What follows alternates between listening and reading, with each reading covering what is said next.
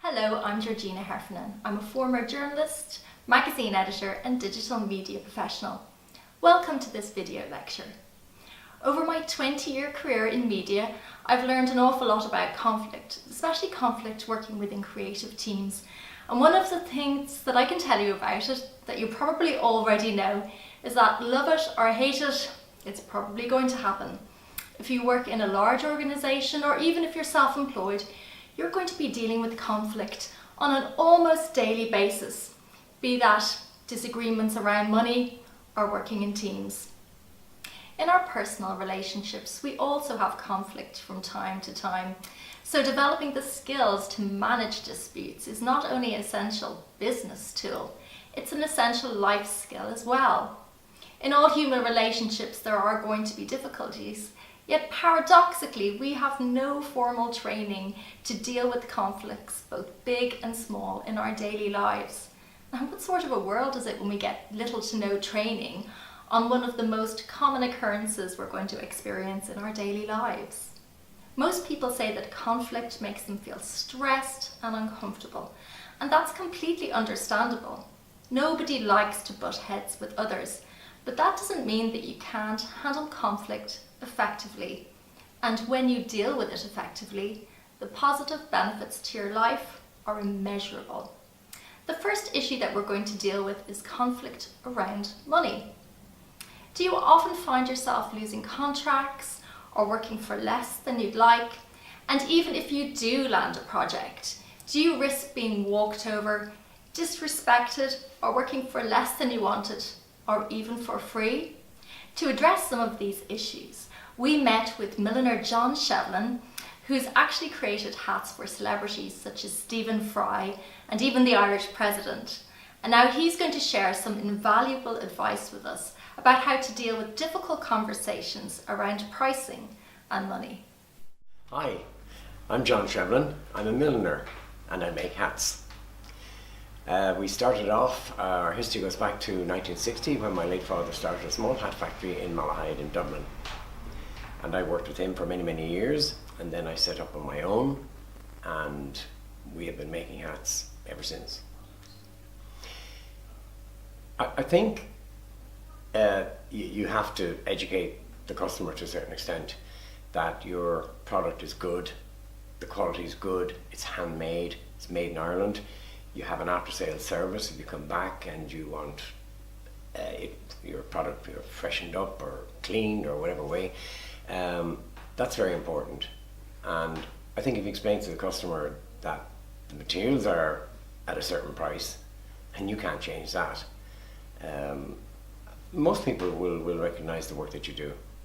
Okay, this scenario about pricing, especially when you're dealing with larger companies, wholesale companies, large retail stores and so on and so forth.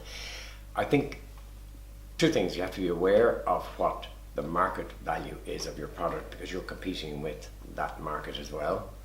But because you're local, and probably because you're local, you can have a quick turnaround with your product.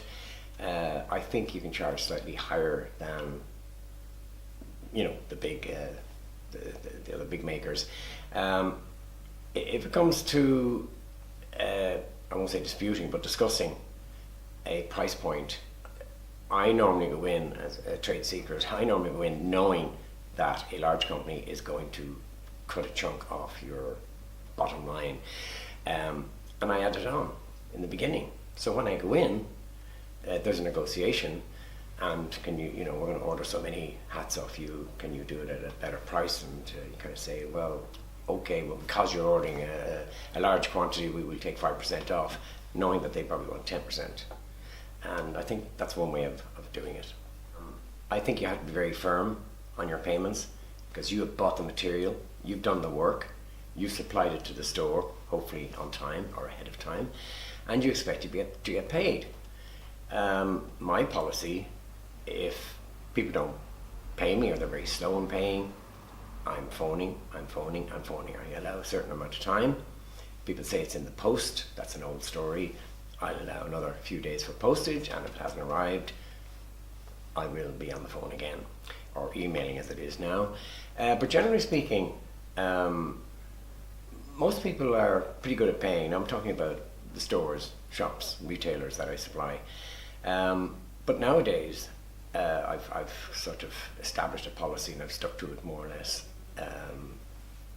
by doing pro forma invoice, because I've bought the material and I paid for it already, probably on a pro forma basis. So therefore, I will charge the customer before the goods leave the factory. Another example recently, what I had to do, and I think it's something that needs to be considered, it's the first time I've ever done it, but it worked out fine. I was approached by a new customer in France, promising very big orders, and when it came to actually giving me an order, they gave me quite a large order, a lot actually bigger than I expected. So my outgoing was a bit higher in relation to buying the materials for this order.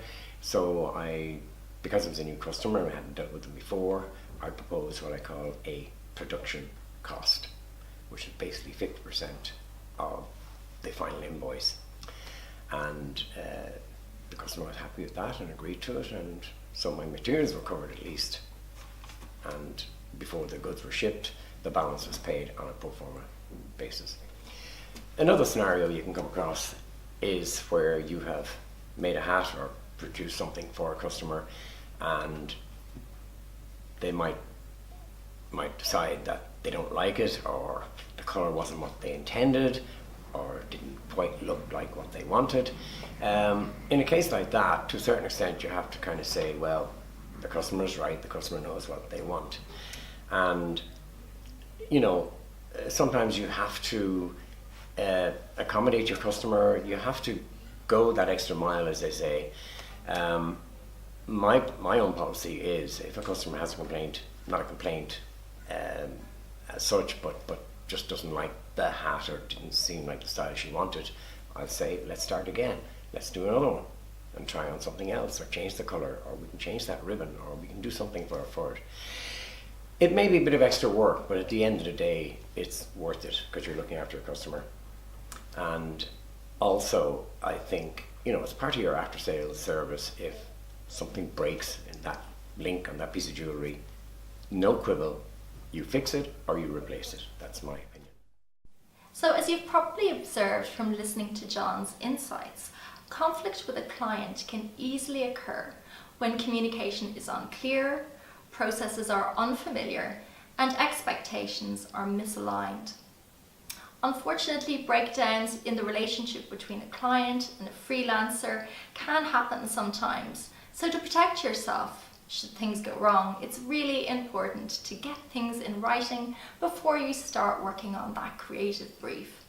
By fully costing and defining any work that you set out to do, you put yourself in a position of strength before you even start. And it's also really good to have things in writing should things be called into question at a later date. Remember, it's much easier to avoid a conflict situation if you can back up whatever you're saying with a signed agreement. But what about working in teams? Conflict is pretty much inevitable when you work with others, and that's because people have different viewpoints, and under the right set of circumstances, those differences can unfortunately lead to conflict. Next up, Damien Handley, a creative director with one of Ireland's most successful advertising companies, in the company of Huskies, shares some great tips about conflict resolution within teams and also effective collaboration. Hi, my name is Damien Handley. I am the creative director of an agency called In the Company Huskies. My job every day is to get the best out of my team, who are the creative department. What you learn in this business is never to say no, because no is a very negative term. It's a full stop, and what it does is it stops the generation of ideas. So rather than putting the energy into disagreeing with an idea you've seen just presented, you put the energy into trying to build an idea and see where that idea can go and what can be a more positive, constructive answer. And what you learn eventually is how to actually say no to something without saying no. Like, for example, you could simply try, yeah, that's really interesting, but to just build on that, the following. And yeah, I think that's really good for consideration. You just never say no, because no is a hugely negative term and it's a full stop.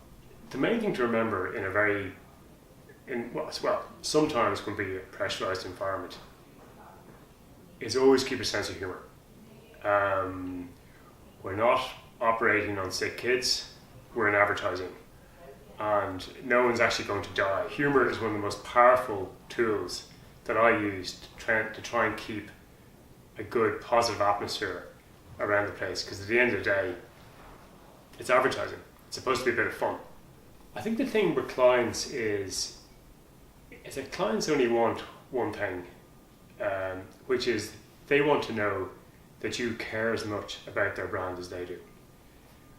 If they feel that you don't care as much about their brand as they do, that begins to manifest itself in lots of negative ways.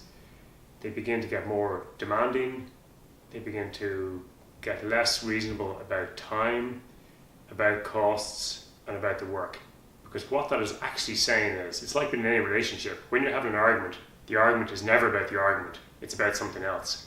And when you're having a difficulty with a client, what's actually happening is the client, I bet you, the client fundamentally believes somewhere in the background that they don't think you actually care as much about what they're trying to do as they think you should. And if they feel that you have passion and you're invested in what you're trying to do, you'd be amazed at how much the relationship changes, and they become much more understanding about what it is. They become much more, they try to work with you rather than against you. So it's actually further back in the relationship that you need to work on. It's about really getting invested in your client's brand and actually caring about what they're trying to do. And if the client sees that coming across, they'll forgive you every sin because they know it's ultimately for the best. If something is going a direction which I don't think is the correct direction for either a brand or a piece of creative, again, it's very important to take the subjectivity out of that conversation and try and avoid a situation where it's my word against their word, which very quickly gets into a negative loop. What I try and do is go further back and take a few steps back and have a more general conversation about what it is that we're trying to achieve overall. And that, because if you're having an opinion just about a particular piece of work, it can get very negative very quickly. But if you take a step back down the process and say, what is this client hoping to achieve? What are we hoping to achieve here? And that can somehow be a slightly more freer conversation. And what happens is sometimes is either I discover I'm wrong or they discover they're wrong during that conversation, and the conversation kind of sorts itself out. So it's really good to take a step back and go, what it is that we're trying to achieve here overall? What's this brand trying to do? What are we trying to achieve as an agency? Are we trying to do good work? Are we trying to do mediocre work? And that can be kind of a very liberating conversation.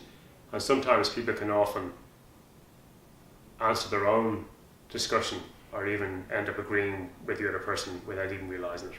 So I think the important thing to remember in the creative process is that it's incredibly easy to knock an idea. It makes you listen. And that old classic saying, we have 2 ears but 1 mouth, listen twice as much, speak half as much. And just listen to other people as well, because they may have a good point and you may have a lot to learn. I've been in this business 25 years and I'm still learning. And every day I bend to someone else's opinion if I feel it's a better opinion than mine. Because at the end of the day, it's about what's the best idea, not who has that idea. That's the important thing. As Damien pointed out, listening to others and being open to their ideas is a really important part of working in teams, especially on creative projects when everyone needs to have their voice heard.